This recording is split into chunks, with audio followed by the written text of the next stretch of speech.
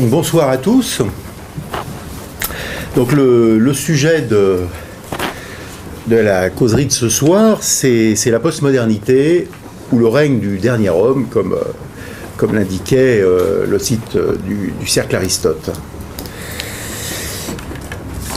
Le personnage principal de la philosophie antique, c'est le monde, c'est le cosmos.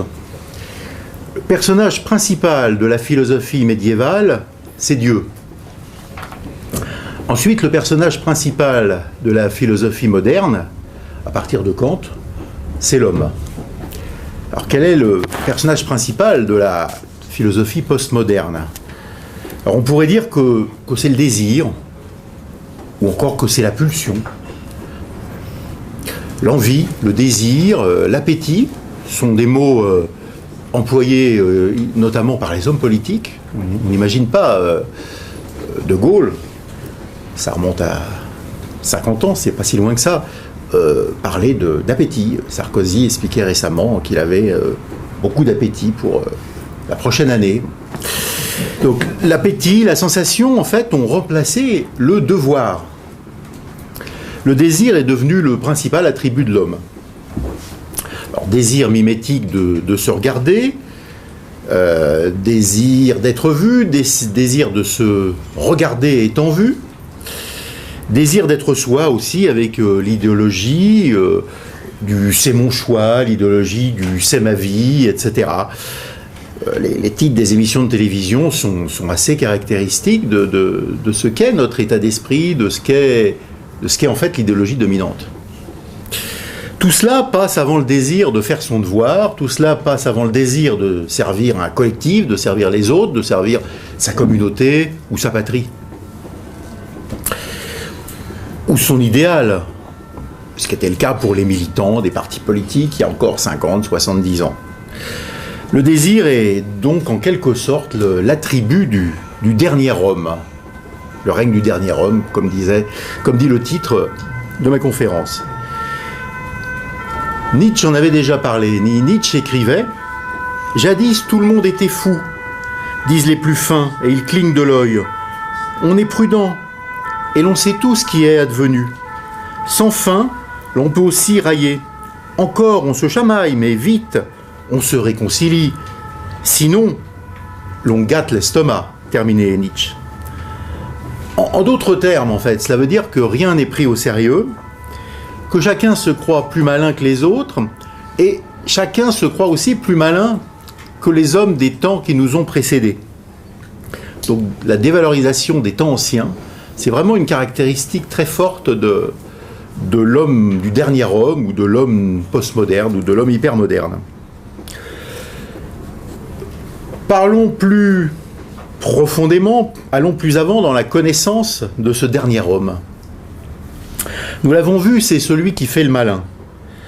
Pourtant, il n'a ni boussole, ni étoile. Finalement, c'est un peu étonnant qu'il fasse le malin. Mais finalement, cela tombe bien. Il pense qu'il ne faut surtout plus vouloir aller quelque part.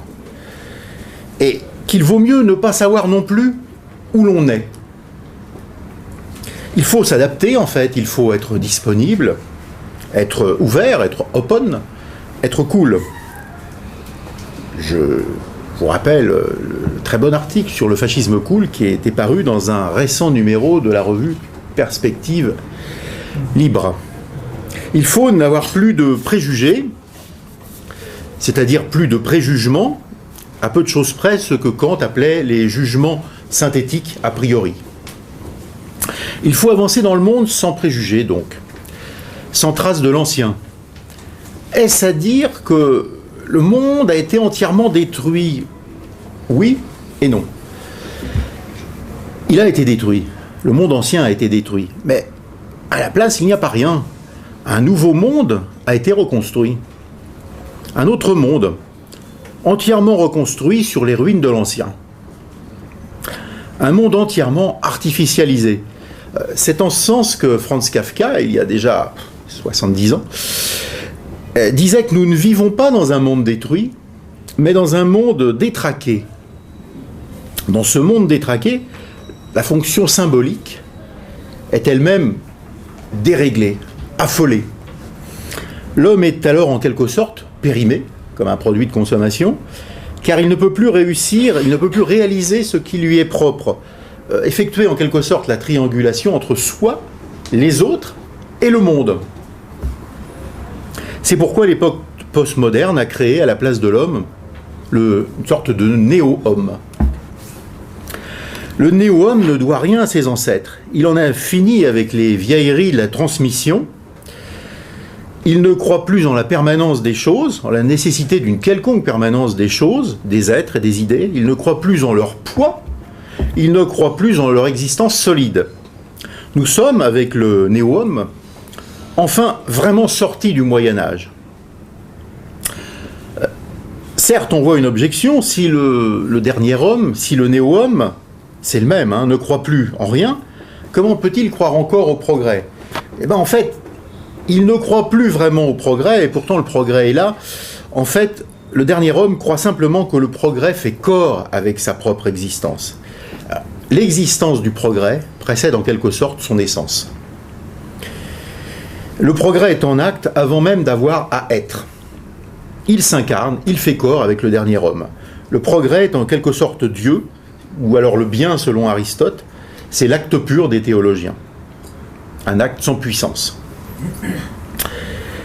Le dernier homme, ou le néo-homme, vit dans une pure présence. Le présentisme, bien analysé par beaucoup de politologues, de sociologues, Pierre-André Taguieff par exemple, le dernier homme revendique aussi un égalitarisme esthétique.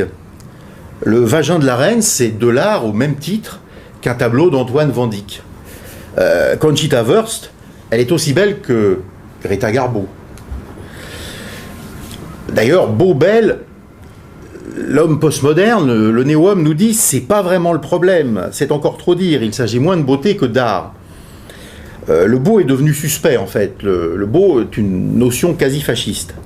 L'art contemporain, celui qui est subventionné, qui ne résume pas tout ce que font les artistes contemporains, heureusement, mais ce qu'on appelle par l'art contemporain, celui des grandes fondations qui permettent de défiscaliser les profits des grandes entreprises, se vautre dans l'éloge de l'insignifiance. C'est ça l'esthétiquement correct, c'est l'éloge de l'insignifiance. Celle-ci, l'insignifiance, a deux sens. L'un, c'est le sens de quelque chose de microscopique. C'est insignifiant. Voilà. Nous n'avions presque rien dans l'assiette, c'était vraiment insignifiant. Alors, exemple, en littérature, la première gorgée de bière de Philippe Delerme, voilà, éloge de l'insignifiance, voilà. Mais cela va plus loin, c'est aussi l'éloge de ce qui ne signifie rien. Ça va, en ce sens, beaucoup plus loin. C'est pas seulement les petites choses, c'est les choses qui ne signifient rien. La gratuité du non-sens est préférée à l'engagement dans le sens. C'est, comment dire, ce qui est drôle, supposé drôle en tout cas, et ce qui est insignifiant est préféré à ce qui est vrai, et ce qui est sensé. C'est en fait le triomphe de l'esprit petit journal de Canal+. En affirmant l'illisibilité du monde, il s'agit aussi de rendre impossible toute réécriture du monde. En fait, si notre monde n'est pas lisible, s'il n'est pas définissable, comment un autre monde serait-il imaginable? Comment pourrions-nous envisager de construire un autre monde? L'idéologie du non-sens favorise le maintien en fait, du désordre établi, pour reprendre une expression d'Emmanuel Mounier, et une expression qui était plus généralement utilisée par les non-conformistes des années 30. Il y a donc un travail de sape effectué par la postmodernité. Et il s'est traduit par plusieurs déconstructions. Alors, nous suivrons dans l'exposé de ces déconstructions, nous suivrons en quelque sorte le schéma qui avait été celui de Jean-François Mattei dans L'homme dévasté. On peut dire que ces déconstructions ont été menées à bien par la postmodernité, mais enfin, à bien, c'est un terme un peu ambigu, puisque ça laisserait penser que ça va en quelque sorte dans le sens d'un quelconque bien. Ce n'est pas le cas. En tout cas, elles ont été menées à fond, elles ont été menées à leur terme, et ces déconstructions ont permis finalement de faire accoucher le néant dans différents domaines. Quels sont les domaines qui ont subi ces déconstructions? Eh bien, il y a l'art. Enfin, commençons par le langage. Il y a le langage, le monde, l'art, et enfin le corps. On pourrait ajouter à cette liste une autre déconstruction qui les couronne, et à laquelle Jean-François Mattei, dans L'Homme dévasté, n'a pas souhaité consacrer un chapitre, il en parle pourtant dans d'autres livres, hein, mais qui serait tout simplement la politique, finalement, qui couronne l'ensemble de ces déconstructions, puisque finalement la politique n'est pas imaginable sans le langage, sans une vision du monde, sans une idée de l'art et sans l'incarnation des corps. Alors en matière de langage, par exemple, on voit bien que la crise du politique se traduit dans une crise du langage, qui est même plus qu'une crise, c'est une décomposition du langage. Je vous renvoie à un très bon article qu'avait publié Christian Combaz dans le Figaro Vox, hein, on le trouve sur Internet, le 19 septembre 2014, qui devait s'appeler quelque chose comme « Parlez-vous le Hollande ?» sur le langage familier de Hollande. Exemple, la France, sur tous ces sujets, elle est à l'initiative. Voilà. La France, elle avance, des choses comme ça. La politique suppose aussi une vision du monde. Elle nécessite de croire en l'art comme ce qui est noble, raffiné, élevé, au nom d'une certaine idée, finalement, évidemment, de la hauteur. Hein, donc c'est jamais une idée neutre de viser la noblesse. Quelle noblesse? Donc chaque vision politique a sa conception. Mais il y a quand même généralement des points communs. Ce n'est pas par hasard si l'Antiquité a à la fois fasciné la fin du XVIIIe siècle, qui était un âge monarchique, mais aussi la Révolution française. Donc on retrouve quand même en général un certain nombre de quasi-invariants, comme le sens du sacrifice, finalement, et une certaine idée de la vertu, qui peut certes être mise au service d'une certaine idée de l'élite, ou au service d'une certaine idée de l'égalité, mais c'est toujours une égalité qui tire vers le haut. Donc quelque part, il n'y a jamais une idée de la beauté qui ne rencontre pas une certaine idée aussi du sacrifice. La politique aussi renvoie toujours à une certaine idée juste du corps et de l'esthétique, une certaine idée des proportions heureuses ou non heureuses. Ça se voit dans l'architecture, dans la sculpture, etc. La déconstruction du langage, j'y reviens, elle consiste à préférer le rayonnement de l'absence d'idées au rayonnement des idées vraies. Et même à terme, en fait, il s'agit de préférer le vide d'un non-rayonnement à tout rayonnement. Finalement, l'insignifiant, l'hésitant devient un grand moment littéraire. Écoutons un écrivain caractéristique de cela, qui a beaucoup dialogué par exemple avec Jacques Derrida, et les deux étaient bien représentatifs de cette déconstruction du langage. Alors écoutons quelques lignes d'Hélène Cixous, qui est assez caractéristique de ce registre. Alors un petit extrait d'un de ses livres. « Hier, j'ai dit que j'irais peut-être à Alger, avec une voix distraite, sans couleur. Oui, j'irais peut-être à Alger. Je ne peux même pas affirmer l'avoir dit moi-même. C'est plutôt l'autre voix qui a prononcé ces mots comme pour les essayer. J'ai entendu l'hésitation. La probabilité d'aller à Alger m'était si faible. Je n'ai pas dit j'irai.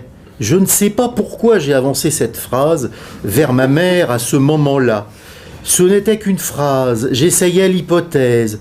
Il se peut que j'ai voulu en éprouver la résistance à la réalité, la faire sortir de l'abri de la fiction. » Voilà, c'est un extrait de Cyprès. Cyprès, presque un jeu de mots d'ailleurs, si plus loin près, aux éditions Galilée. Bon, voilà, on est dans un exemple assez probant hein, de déconstruction du langage, qui en plus, vous l'avez compris, se prend très au sérieux, parce que il ne faut pas rire d'Hélène Cixous. L'écriture, à mon avis, et à l'avis de beaucoup d'autres gens, ne doit pas être cela. Elle doit vouloir dire quelque chose. Elle doit parler aux autres. et non pas instaurer un jeu malsain et inutile. Pas bien méchant, certes, vous en conviendrez, mais enfin, la vie n'est pas éternelle, on peut avoir des choses plus intelligentes à faire, plus respectueuses aussi de l'autre, qu'on n'est pas obligé de prendre forcément pour quelqu'un de complètement halluciné qui souhaiterait entendre indéfiniment un tel discours. Donc, la parole doit servir à dire des choses. Que ça soit difficile, bien entendu, que l'on puisse se raturer, bien entendu. Mais le projet, quand même, doit être d'essayer de dire ce que l'on pense d'une manière compréhensible. La pensée ne veut rien dire, explique Derrida, je le cite, hein, la pensée ne veut rien dire, et on ne pourrait dire, je poursuis les conceptions de Derrida, ça pense. Il y a de la pensée. Il ne faut pas dire il y a une pensée du ceci ou du cela. Non, mais ça pense. Faut-il alors écrire pour laisser une simple trace? Derrida expliquant d'ailleurs que les traces sont faites pour être effacées et ne pas laisser de traces. Qu'en est-il maintenant de la déconstruction du monde? Il y a toujours eu plusieurs visions du monde. Elles supposaient toutes un écart plus ou moins grand entre la façon dont nous apparaît le monde, ce qu'on appelle tout simplement les phénomènes, et ce que le monde est vraiment ou serait vraiment. Ces variations sur le thème de l'écart entre la façon dont le monde apparaît et ce qu'il est vraiment ou serait vraiment, amènent à deux chemins philosophiques possibles, soit à partir de l'expérience et remonter vers les idées, c'est ce qu'on appelle la stratégie de l'induction. On part du terrain et on remonte vers des idées générales, soit de partir vers des idées générales pour descendre vers les expériences, et là c'est la déduction. L'exemple de la déduction, c'est finalement tous les hommes sont mortels. Socrate, un homme parmi beaucoup d'autres, Socrate est un homme. Conclusion, Socrate est mortel. C'est-à-dire qu'à partir de l'idée générale, j'en ai déduit qu'un individu particulier qui s'appelle Socrate va un jour rencontrer sa mort. Voilà, tout simplement. Donc ça, c'est c'est la déduction du haut, si je puis dire, vers le bas, du général vers le particulier. Toujours est-il que une grande partie de la philosophie s'est tenue dans cet écart que certains d'ailleurs ont voulu nier. Je pense aux anti-platoniciens radicaux qui expliquent que de toute façon, cette histoire d'écart entre la façon dont le monde nous apparaît et la façon dont le monde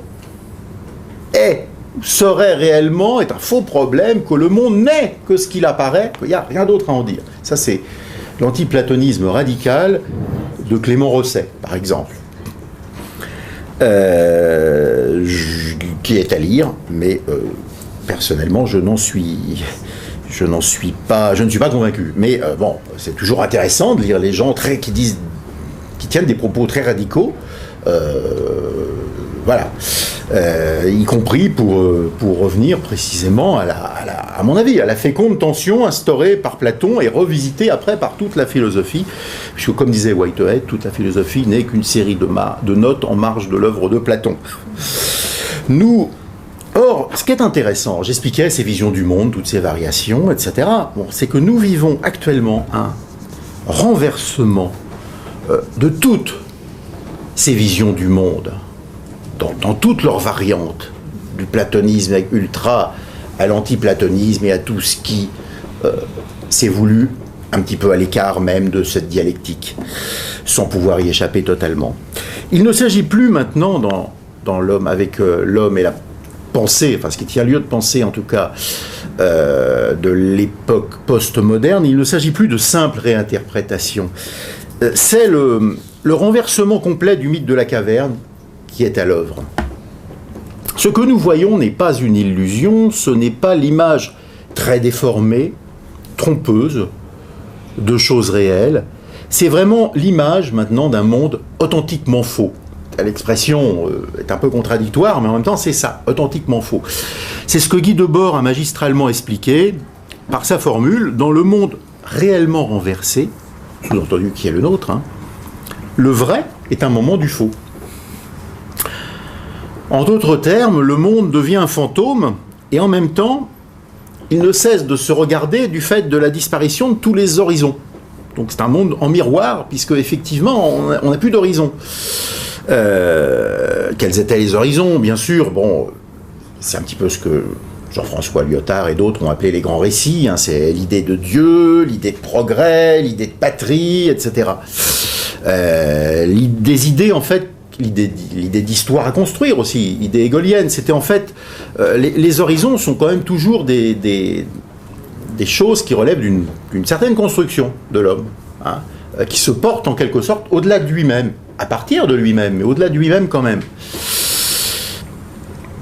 Donc nous avons en Occident l'idée de Dieu est morte, c'est vrai, l'idée de patrie s'est endormie, et comme l'a montré Gunther Anders, quand les fantômes se rapprochent, c'est en quelque sorte le réel qui s'éloigne, et qui en s'éloignant devient lui-même fantomatique. Il y a une sorte de chassé-croisé.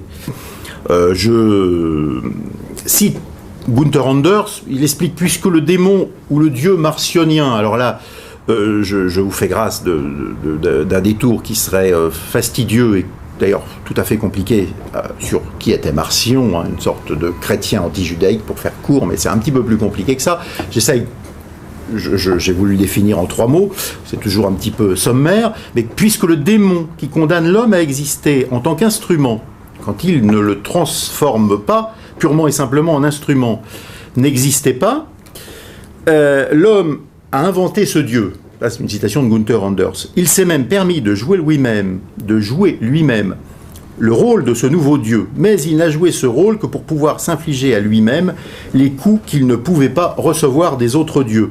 C'est dans le seul but de devenir un esclave d'un nouveau genre qu'il s'est voulu mettre.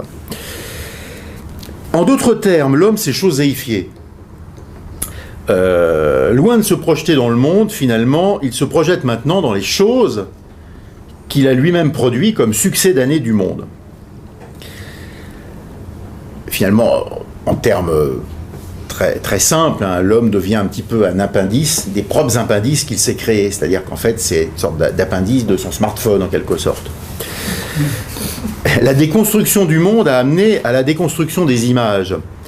Sans vision du monde, puisqu'il y a donc disparition des visions du monde, il n'y a plus d'image du monde. L'image devient simulacre, et même elle simule le simulacre.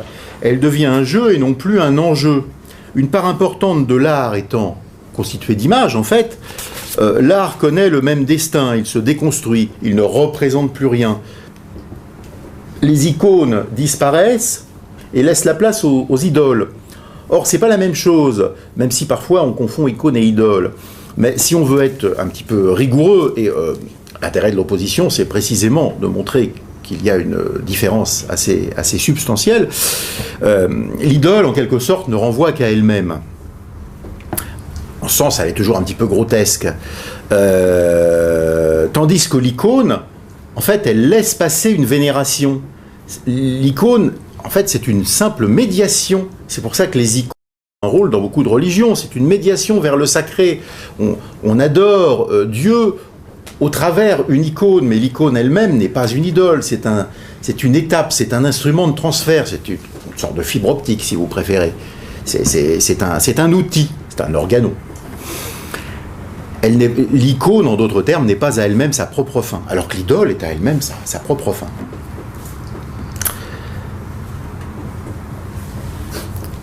La Terre n'est plus le centre du monde depuis Copernic. Dieu n'est plus le centre du monde depuis Kant, qui a mis à sa place l'homme et la subjectivité humaine au centre du monde.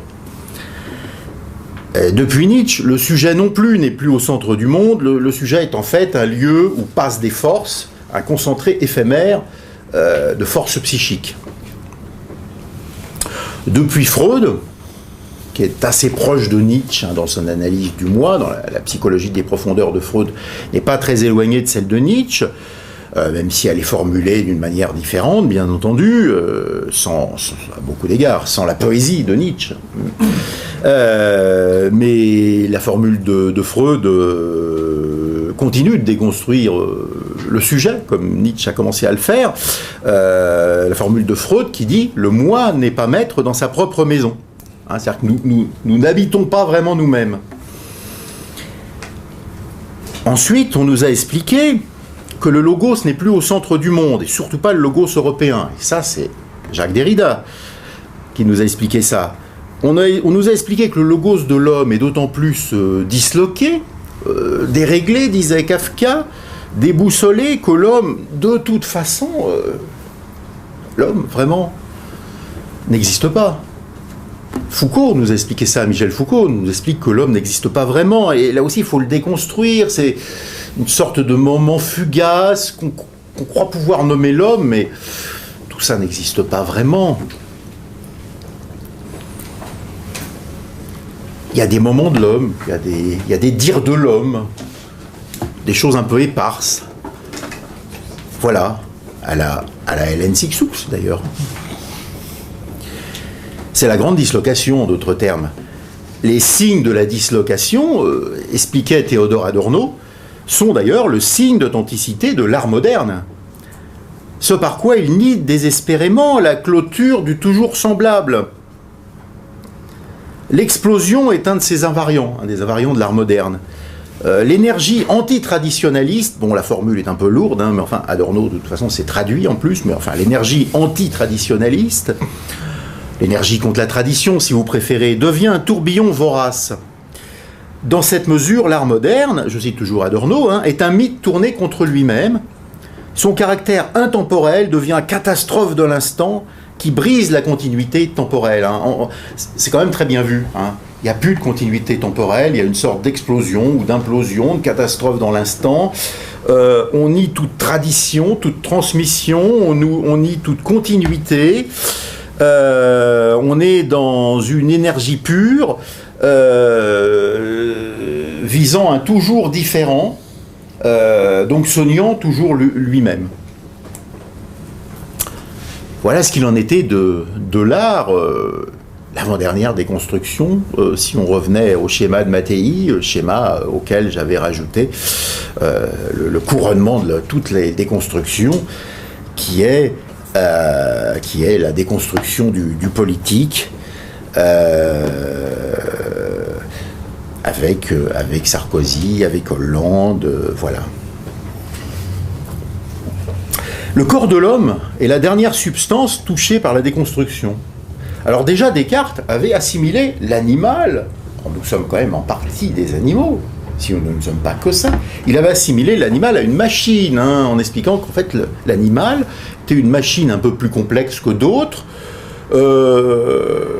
à qui il n'attribuait pas la capacité de souffrir, hein, voilà, on marche sur la queue du chat, il fait miaou, c'est mécanique.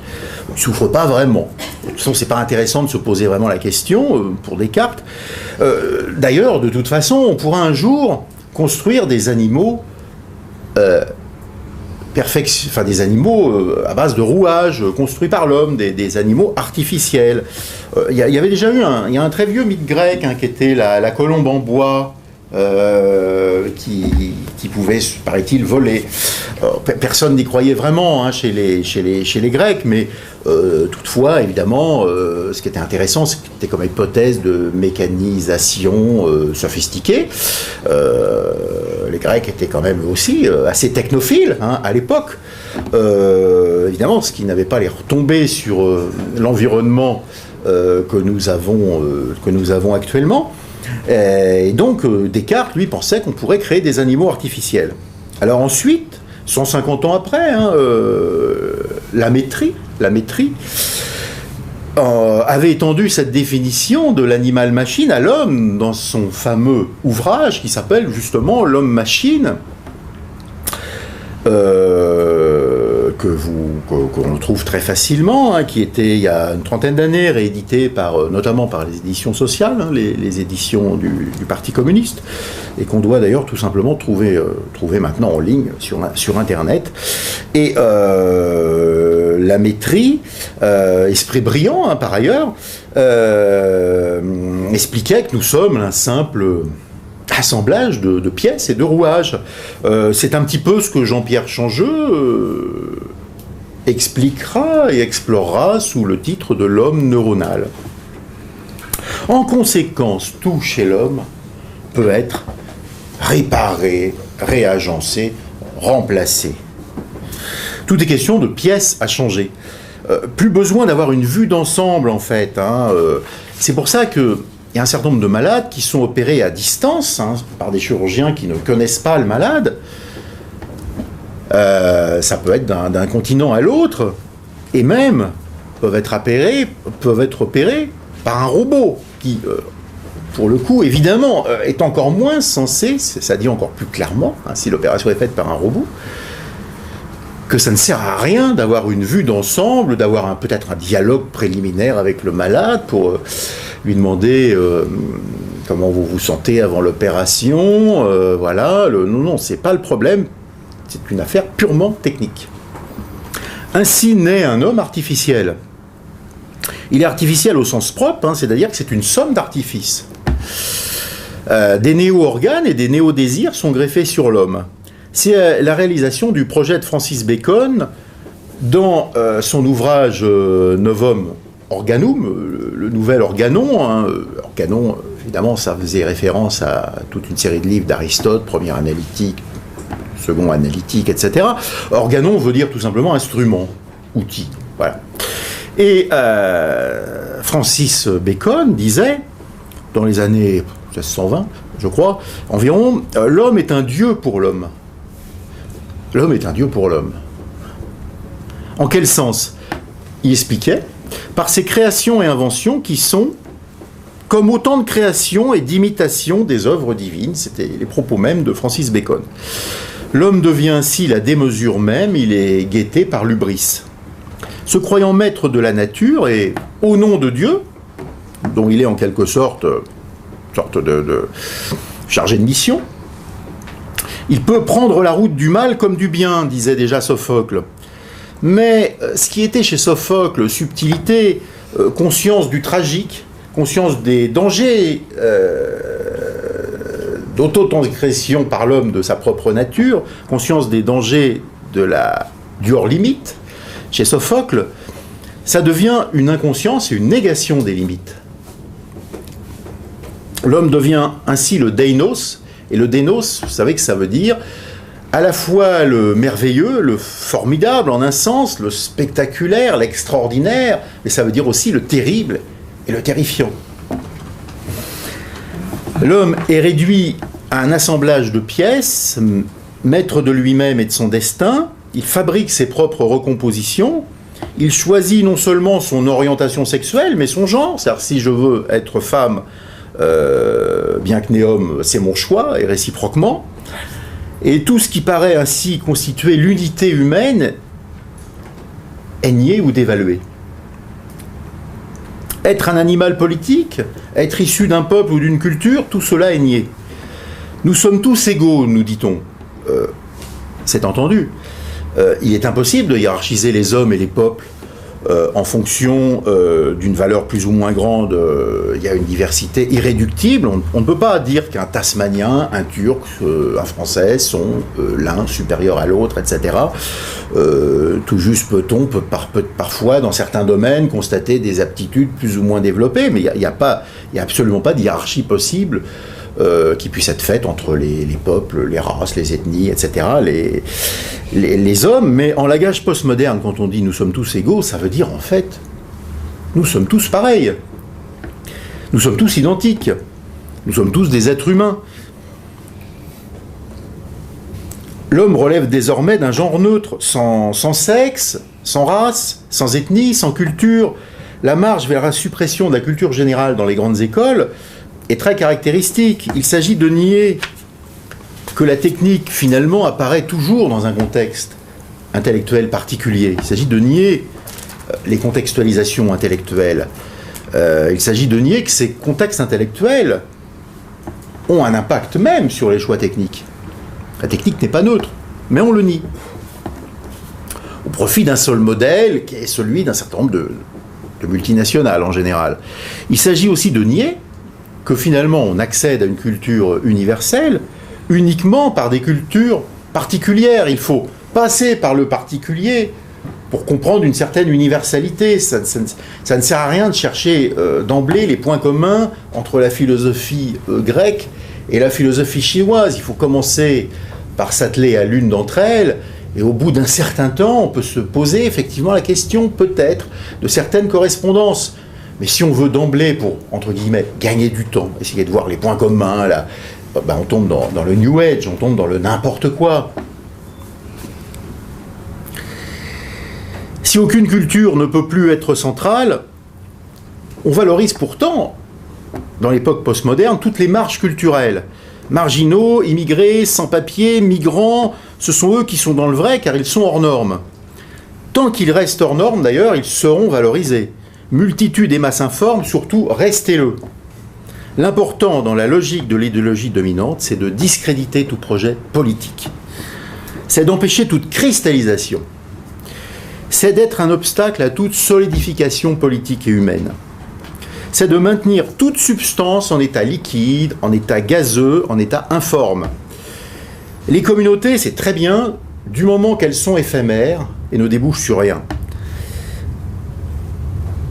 Alors, l'œuvre de Maffezoli est assez caractéristique là-dessus, sur l'éloge de communautés dont il voit une dimension politique et qui n'en ont pourtant aucune. La politique, c'est très bien, du moment que c'est une flash mob, une mobilisation rapide pour réclamer la gratuité d'un concert de rap, la diminution du menu du fast-food, ou la piétonisation de 2 km de berges sur la Seine. Je crois que la mairie de Paris a fait récemment un référendum pour savoir si on rendait piétons. Alors, il y avait d'un côté l'option 2 km de berge et de l'autre côté l'option 4 km de berge. Voilà un vrai débat sur les questions de fond. Hein. C'est les vrais enjeux. Hein. Après, certains disent qu'on ne demande pas son avis au peuple, qu'on ne donne pas la parole aux Français, mais franchement, je ne vois pas ce qu'on peut trouver de mieux. C'est une vraie question de fond, ça. C'est quand même plus important que de savoir si on va accueillir 500 000 immigrants ou non. Non, les vrais enjeux, c'est ça, c'est la piétonisation, oui ou non, la rive droite ou plutôt la rive gauche, avec des bacs à fleurs ou sans bacs à fleurs. Vraiment, c'est ça les vrais enjeux. Du moment que ça n'engage à rien, en fait, tout est permis. Surenchérir sur l'insignifiance, c'est même encouragé, c'est un acte citoyen. L'indifférenciation est partout promue. Il y a une fondation, une grande entreprise pour la diversité, qui a comme slogan « Le talent n'a pas de couleur, pas de genre, pas d'origine, sans doute pas de sexe non plus d'ailleurs ». Et donc ça, cette diversité encouragée, alors on demande alors quelle diversité, parce que non, pas de genre, pas d'origine, pas de couleur, pas de nom peut-être. Finalement, diversité de quoi? Diversité de choses qu'on néantise. Mais cette diversité supposée, c'est vraiment l'idéologie du capital. C'est vraiment l'idéologie de la forme capitale. Au nom de l'antiracisme, en fait, les origines, les cultures, les races, qui sont la richesse, qui sont le sel de l'humanité, qui font toute sa diversité, toute sa valeur, eh bien, ces origines sont niées, ou alors seules sont valorisées les origines non européennes, mais à condition en même temps qu'elles soient mondialisées, globalisées, c'est-à-dire à condition que... En fait, c'est pas mal d'être d'origine africaine, mais à condition de ne plus vraiment croire en l'Afrique, c'est pas mal d'être d'origine asiatique, mais il faut cesser de croire à l'Asie, enfin, c'est-à-dire qu'il faut... On a le droit, alors c'est même bien de venir d'ailleurs que du continent européen, mais il faut avoir cessé de croire en sa patrie d'origine et ne plus croire non plus en l'Europe ou en la France comme nouvelle patrie. En fait, il faut avoir compris que maintenant, faut être cool dans un monde open. Donc, la différenciation est partout promue. Et à quoi sert cet éloge des diversités apparentes, souvent réduites d'ailleurs à ce qui a le moins de signification, comme la couleur de peau, comme si la race, comme si l'ethnie, la culture passaient principalement par la couleur de peau. Elles y passent, bien sûr, c'est un élément. C'est pas rien de se différencier parce qu'on est d'une couleur noire qui renvoie quand même à une identité en général assez clairement africaine, etc. Mais il y a aussi quelques Africains blancs qui ont passé toute leur vie en Afrique, qui y sont nés. Mais vraiment, on prend ce qui est le plus, entre guillemets, caricatural, qui renvoie le moins à une identité profonde, à une histoire, à la mémoire des peuples. Pourquoi cet éloge des diversités dans ce qu'elles ont de plus apparent, de plus visible. Eh bien, ça sert à cacher bien mal l'homogénéisation des idées. Tels de véritables clones, les personnages issus de la diversité sont au mieux de bons fonctionnaires de la méga-machine. Ils n'ont pas d'idées, sauf alors le refus de l'exclusion. Ils ne comprennent rien à l'histoire, sauf le rappel des heures les plus sombres de tatati tatata. Ce sont les derniers hommes. Pourtant, vous savez, j'ai commencé par cette expression, le dernier homme, cher à Nietzsche. Et vous savez sans doute que le dernier livre auquel a travaillé Albert Camus, qui devait faire partie d'une trilogie, et qu'on a retrouvé dans ses papiers, s'appelle Le premier homme. Ça veut dire qu'un recommencement est imaginable. Se souvenir du premier homme, c'est imaginer une suite et un retour. Il faut imaginer ce premier homme, qui est un nouvel homme, et qui sera surtout à nouveau un homme. À nouveau un homme. Il ne peut pas être de nulle part, ce premier homme. Jacques Cormery, le personnage du premier homme de Camus, il n'est pas de nulle part. Il est d'une petite ville d'Algérie, il est de Mondeville. Ce premier homme, il met l'œuvre avant l'espérance, comme le recommandait Alain, qui disait « Commencez à faire, l'espérance reviendra ensuite », dans son petit dictionnaire des idées philosophiques, et aussi dans ses propos sur le bonheur de 1928. Le philosophe Alain Chartier. Le premier homme recherche ce qui est nécessaire avant même de rechercher les conditions de possibilité de ce qui est nécessaire qui viennent ensuite. D'une manière générale, Saint-Exupéry expliquait qu'il faut vivre dans la vie pour une seule chose, profondément, et pour les autres choses, pour 1000 autres choses, suffisamment. L'aliénation par la raison technique et marchande va de pair avec la fin de la liberté de nos peuples. C'est cette liberté de nos peuples qu'il faut tenter de sauver, et Saint-Exupéry disait encore « On ne peut être à la fois responsable et désespéré, donc il nous faut espérer ». Merci.